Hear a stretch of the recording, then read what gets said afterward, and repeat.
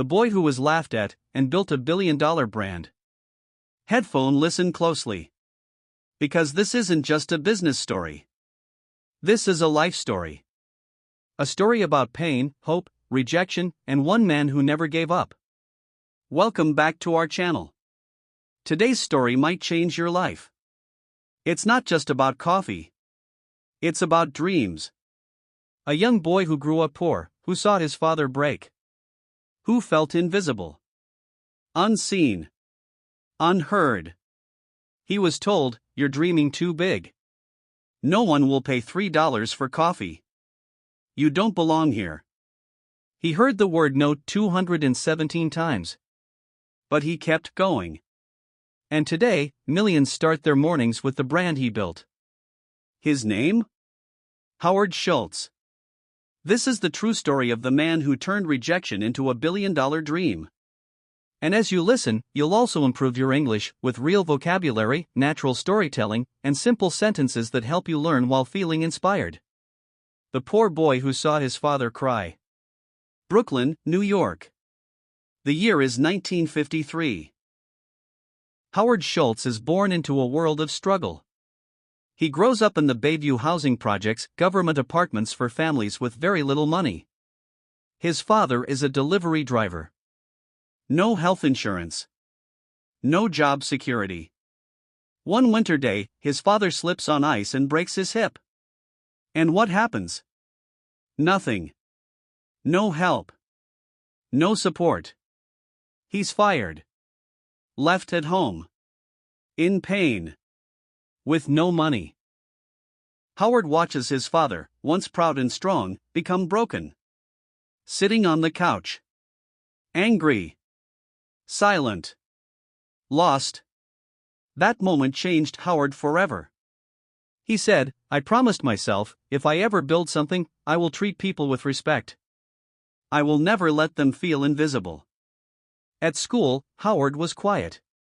At home, he was ashamed. Too poor to invite friends over. Too proud to ask for help. But he had one thing, determination. He worked odd jobs. Sold newspapers. Cleaned cars. And finally became the first in his family to go to college. Not Harvard. Not Yale. A small school in Michigan. He went on a football scholarship and worked nights as a bartender. After college, he got a job at Xerox selling office equipment. He learned how to sell, how to speak, how to lead. But he wanted more. He felt something bigger calling him. One day, working for a kitchenware company, he noticed something strange. One small coffee bean shop in Seattle was buying more coffee machines than anyone else. The name? Starbucks. At that time, it was just 4 stores. They didn't even sell drinks, just coffee beans and equipment. But when Howard visited, he felt magic. He said, "I didn't just see a business.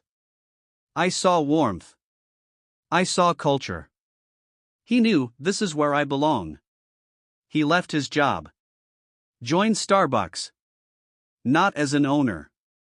Just an employee. But with a big dream.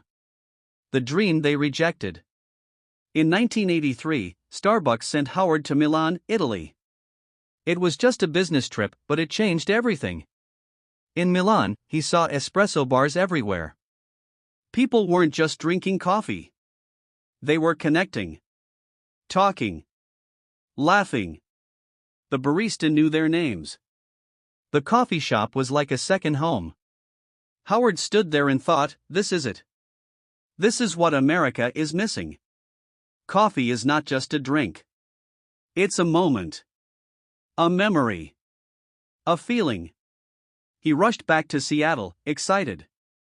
He told the founders of Starbucks, "Let's open espresso bars.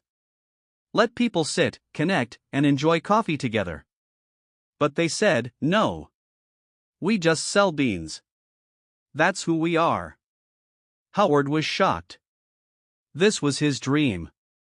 But they didn't see it. So he made a choice, leave Starbucks. Start on his own. In 1985, he opened his own coffee bar, Il Giornale. But he had no money. And nobody believed in him. He was rejected 217 times. Investors said, "You're crazy. Americans don't care about coffee. This will never work." But finally, 30 investors said yes. He raised $400,000 and opened his first shop. He played Italian music. He trained baristas to smile, to care. It wasn't just about coffee. It was about connection. People loved it. Il Giornale became a hit. Then, something unexpected happened. Starbucks, the company that once told him no, was up for sale. Howard had a chance to buy it. But the price? $3.8 million. He didn't have it. But he went back to investors. Told them, "This is more than coffee. This is my life." They believed. In 1987, Howard Schultz bought Starbucks. He was 34 years old. And now, the dream was truly his. The man who made coffee cool. In 1987, Starbucks had 6 stores. No espresso drinks.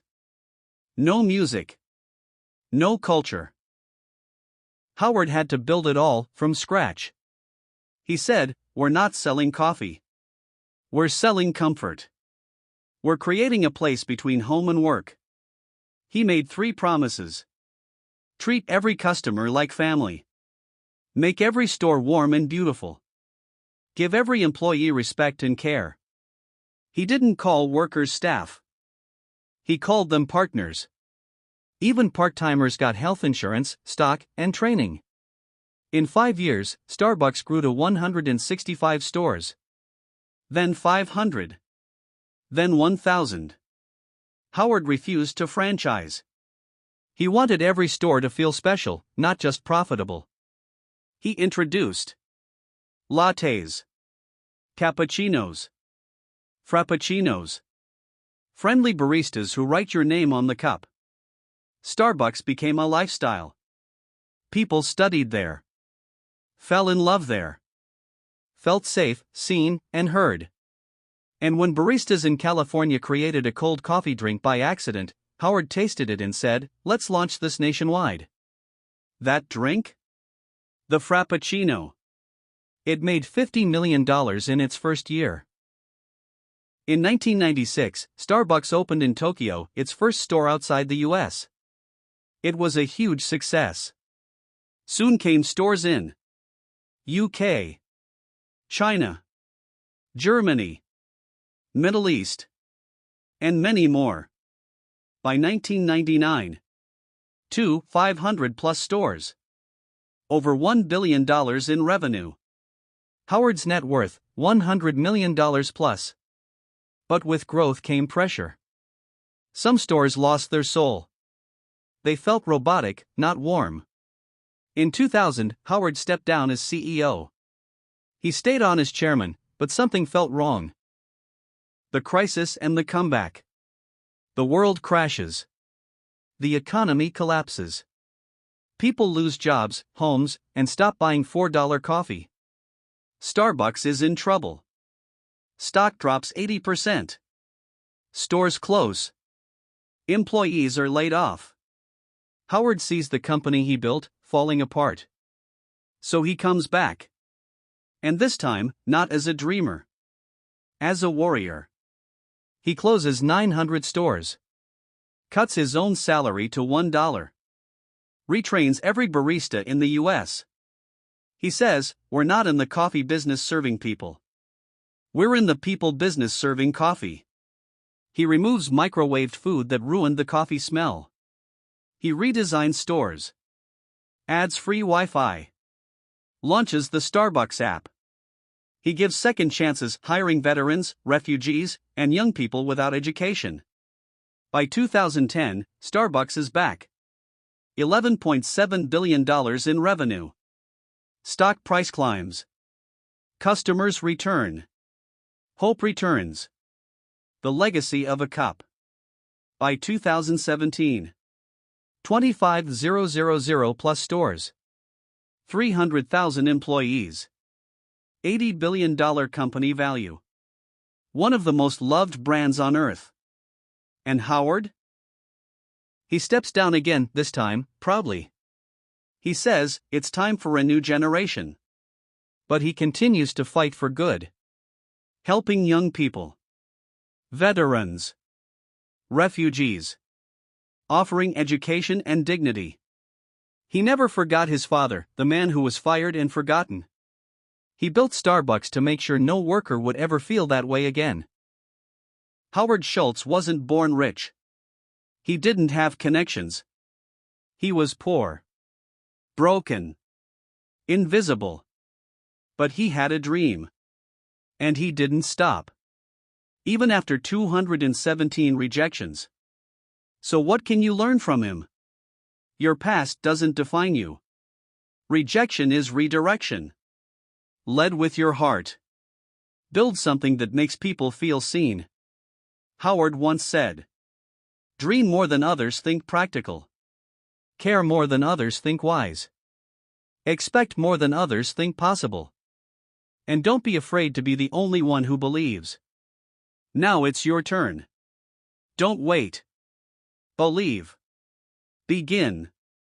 White heavy checkmark if you learned something today. Like and share this story. Books to improve your English through emotional stories. Subscribe. Headphone because stories don't just teach language. They teach life. Thank you for listening. Thank you for believing. Your dream matters. Never give up.